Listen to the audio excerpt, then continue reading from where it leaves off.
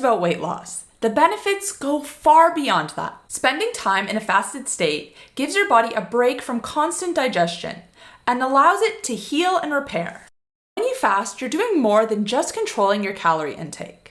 Fasting helps to balance blood sugar levels, which is crucial for weight loss and overall health, yes, but it also triggers a process called autophagy, where your body starts to clean out damaged cells and regenerate new ones. Think of this as your body's way of doing a deep clean, getting rid of the old and making room for the new. But here's the thing, there are so many different variations of fasting that it can all become a little bit confusing. Drinks like black coffee and tea are widely accepted as okay to have while fasting. They won't break a fast. And even certain drinks that do have some calories can also be okay. But what I want to talk about today is 3 sneaky ingredients that might be taking away from the benefits of your fast, even if you're only consuming them in small amounts. When you consume something that breaks your fast, you disrupt the process of autophagy, and your body stops burning fat for fuel. Essentially, anything that stimulates your insulin levels or anything that has enough calories to stimulate digestion is going to break a fast. And like I said, you might be consuming these ingredients and not even realize it. So let's get into it.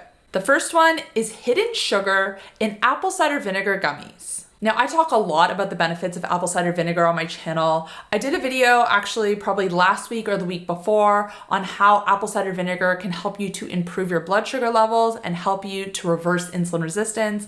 I'll link that up above if you want to check it out afterwards. And no, apple cider vinegar, the liquid, does not break your fast. However, if you are taking apple cider vinegar gummies or capsules as an alternative, these could be breaking your fast. Most apple cider vinegar gummies that I have seen contain some level of sugar. Many people take apple cider vinegar in this form because they aren't a fan of the taste of the liquid. But the downside is that most actually contain sugar and filler ingredients. Even though the sugar content might seem insignificant, it can still be enough to disrupt your fast. When you're fasting, even a small amount of sugar can spike your insulin levels, effectively breaking your fast and halting the process of autophagy. So if you're serious about your fast, it's better to stick to apple cider vinegar in liquid form. Number 2 is artificial sweeteners in electrolyte supplements. Specifically here, we're talking about aspartame. When you're not eating, your body loses electrolytes faster than usual, which can lead to symptoms like headaches, fatigue, and muscle cramps,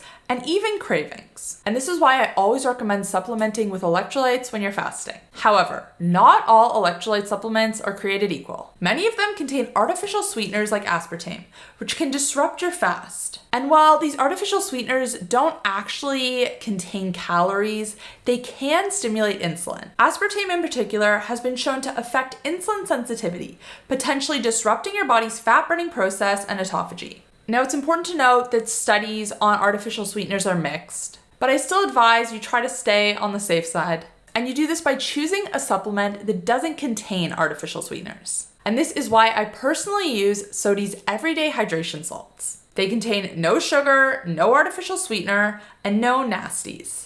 Just the electrolytes you need to hydrate your body and get the most out of your fast. You can head to healthcoachkait.com/Sodi, that's SODII, to check them out. And make sure to use code HCK15 at checkout to save 15% off your order. And just an FYI, the salty raspberry is my current favorite. And finally, number 3 is protein powder or collagen powder. Now, I also talk a lot about protein on my channel and how important it is. Protein is an essential macronutrient that helps to build and repair tissues, produce enzymes and hormones, and support overall health. Most people are not getting anywhere near enough protein in their diet to meet their needs. And this is why I am such a huge advocate for prioritizing protein in your diet. However, when it comes to fasting, protein can be a bit tricky. Technically, protein does break your fast because it contains calories, it stimulates digestion, and it can also increase your insulin levels. This means it can either reduce or stop entirely the process of autophagy.